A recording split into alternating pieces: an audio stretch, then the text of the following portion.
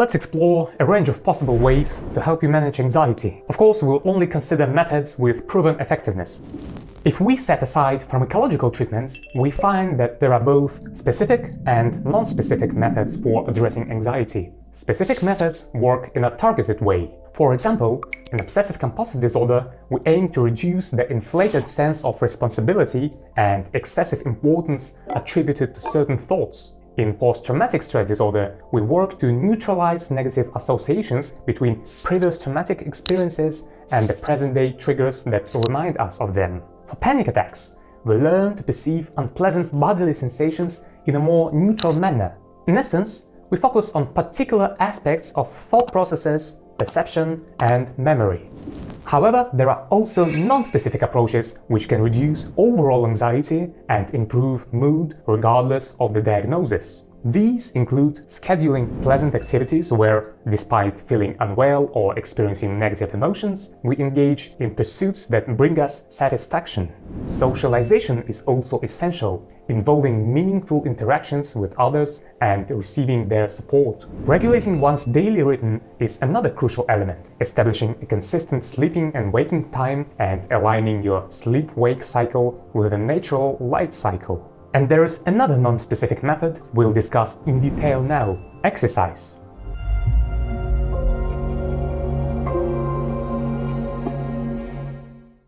I often hear clients share observations like, "My general anxiety decreased after I started going to the gym." Or, "A brisk walk helps me release tension." But these were subjective observations that may also be influenced by my own biases. Personally, I believe that exercise is beneficial for everyone, regardless of the diagnosis, age, or other factors. So it's time to compare this impression with scientific data.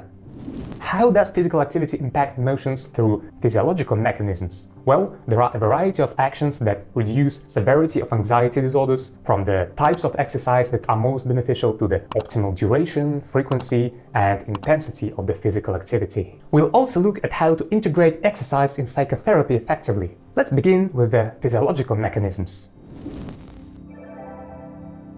Individuals with anxiety often have reduced activity in the parasympathetic nervous system, which, simply put, is responsible for calming restorative processes and promoting relaxation, the so-called rest and digest state. This can be indirectly measured through heart rate variability, HRV. If you use a fitness tracker or a smartwatch, you may find this parameter. The lower it is, the more stressed and anxious you are likely to be. An essential pillar of the parasympathetic system is the vagus nerve. You can think of this remarkable structure as a vast cold vine enveloping nearly every internal organ, monitoring their status and calming them if they become overly active. Physical exercise stimulates the vagus nerve in two ways. First, the increased pressure from exercise stretches the walls of the aorta, where the vagus nerve has sensory branches that detect these pressure changes. Second, the nerve is also stimulated by deep, rhythmic breathing, which naturally occurs during physical activity. Receiving these signals from internal organs, the vagus nerve begins gradually, over several dozen minutes, to slow down the heart rate, reduce breathing frequency, and lower blood pressure and body temperature. At the same time, it conveys information upwards, back to its root in the brainstem, particularly to the amygdala, the brain's center for processing anxiety. The amygdala is like a glowing coal, pulsing with heat, ready to flare up in a bright flame of fear, the slightest hint of danger, keeping you constantly on alert. Under the influence of the vagus nerve, this anxious ember cools down. As the amygdala settles, the feeling of fear gradually fades. People with anxiety disorders often have chronically elevated cortisol levels. The pituitary gland produces too much adrenocorticotropic hormone, prompting the adrenal glands to release excessive cortisol. Exercise initially acts as a stressor, stimulating cortisol release even further. So what's beneficial about this? After a workout, feedback mechanisms activate. The hypothalamus and pituitary gland detect elevated cortisol levels and reduce hormone production. This, in turn, reduces adrenal activity, ultimately lowering cortisol levels. Thus, exercise alleviates anxiety not during workout itself, but afterward. With both the vagus nerve and cortisol, the body constantly strives to maintain a balance between activating and inhibiting systems. We can actually leverage this natural tendency for balance to our advantage. By mobilizing the activating system and releasing more adrenaline and cortisol, we can prompt the inhibitory system to respond. Another crucial compound, with its synthesis initiated by physical activity, is the brain-derived neurotrophic factor. BDNF is a magical fertilizer for neurons, akin the hyaluronic acid for skin or vitamin D for bones. It promotes neuroplasticity, allowing new connections to form between neurons, enabling the brain to adapt to stressors and improve long-term memory retention. This enhanced plasticity also boosts the efficacy of exposure-based psychotherapy techniques, which we will discuss in more details shortly. A landmark 1999 study in Nature revealed a shared mechanism between antidepressants and exercise in combating depression. Both significantly increase BDNF levels.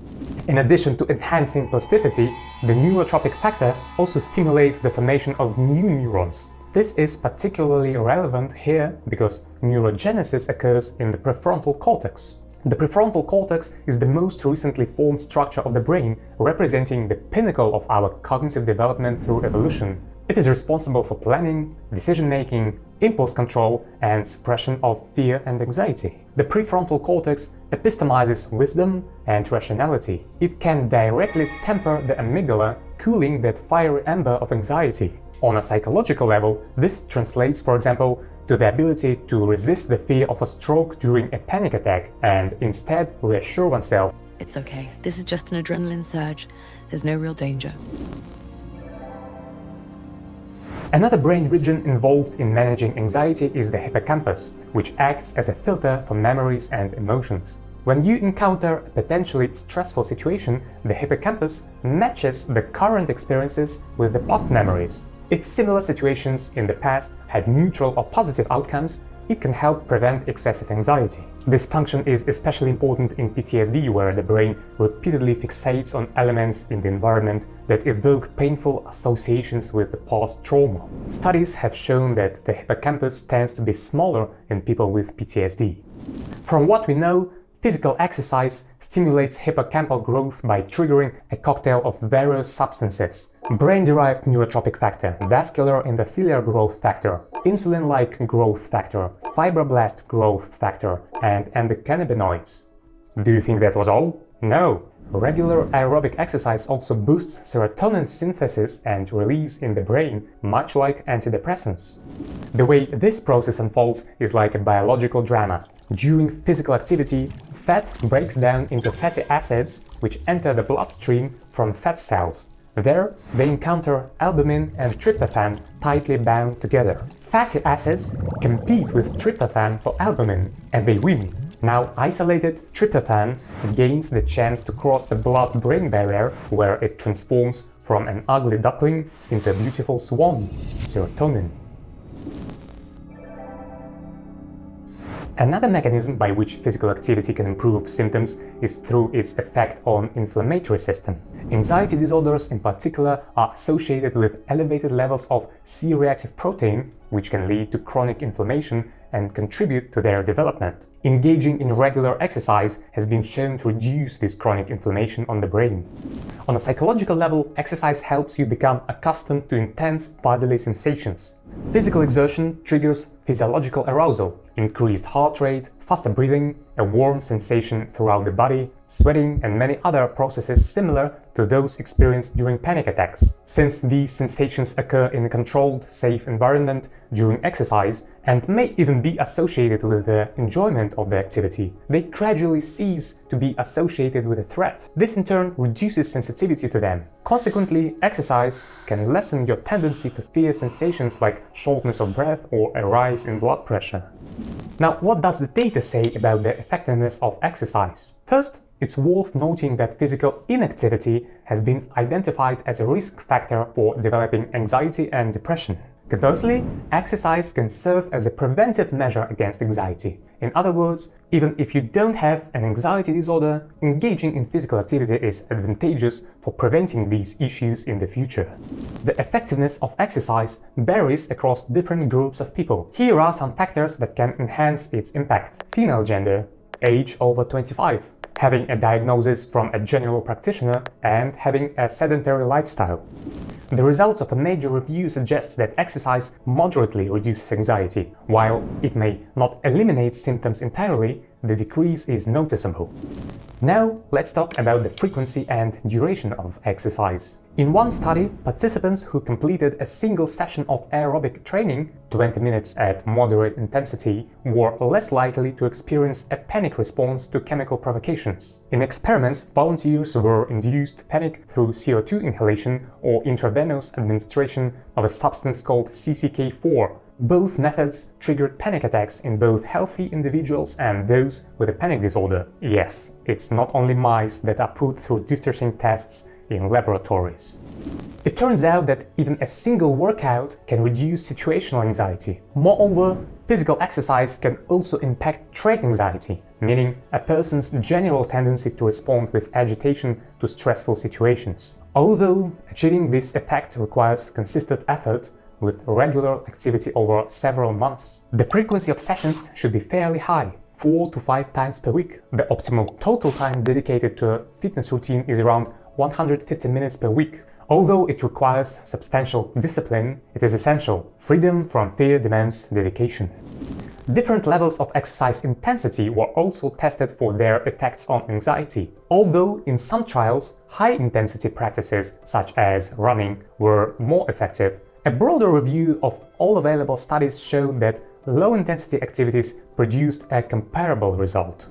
One article describes a study where a group of participants engaging in a light-intensity workout with a heart rate of around 100-110 beats per minute experienced a slower reduction in anxiety than those training at around 150 beats per minute. Yet, this difference evened out after several months, further proving the benefit of nearly any activity level, provided that it is frequent and sustained. As for which type of activity to choose, cardio, running, swimming, cycling, elliptical, weight training, or flexibility exercises and yoga, there is likely no significant difference in overall effectiveness. Some research indicates that strength training with weights produces a somewhat stronger effect. Authors propose a reasonable explanation. Personal enjoyment of the workout itself might be an important factor.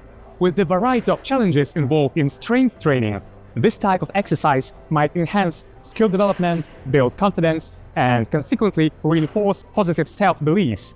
Nevertheless, based on this rationale, it's also plausible that cardio exercises involving new skills like dancing or tennis could yield a similar effect. Lastly, let's discuss how exercise combines with the core treatment method, cognitive behavioral therapy. In several studies, patients with different disorders, panic attacks and social anxiety performed exposure practices. As a reminder, exposure involves purposeful gradual immersion in fearful thoughts or situations to build tolerance to them over time. In these studies, half of the participants engaged in a 30-minute treadmill session immediately before the exposure session. So they had a run first and then went straight to a therapy session. The group that engaged in physical activity experienced a greater reduction in anxiety from exposure therapy compared to the control group. This increase in therapy effectiveness is likely due to the neurotrophic factor released during exercise, which I discussed earlier. BDNF accelerates learning, a key aspect of exposure therapy, which essentially teaches the limbic system that the feared situations are not truly dangerous. To summarize, regular physical activity reliably and significantly reduces anxiety through various mechanisms and should be used as a complement to psychotherapy or medication. There is probably no substantial difference in the type or intensity of exercise. What matters most is the duration of each session, around half an hour, and the relatively high frequency. So make fitness a part of your routine. It is an investment that's sure to pay off.